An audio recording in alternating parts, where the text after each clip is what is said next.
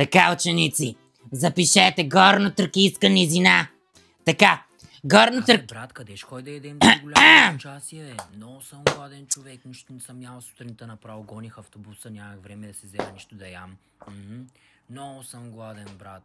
Айде да ходим... Наприказвахте ли се, бе? Или да ви оставя още малко да се наприказвате се едно сте на кафе? За онея двамцата е там, говори на последните чинове. Да, Георги и Иван. Госпожо. Как ни ви срам, бе? Цяла вечер аз не съм спала да си науча урока да ви го разкажа. А вие идвате ми на готово и сте все едно сте на кафе.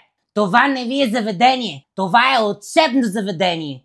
Няма да се разправим с вас, я. Гъкнете ли още един път, ви изкарвам на дъската да ви препитам за всичко.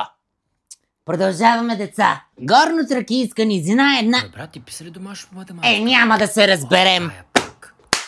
Айде, ставай ти. Горно-тракийска низина, всичко, Ама, което госпожо, знаете. аз не говоря. Айде. Не. Който гъкне, ще го сполети същата съдба.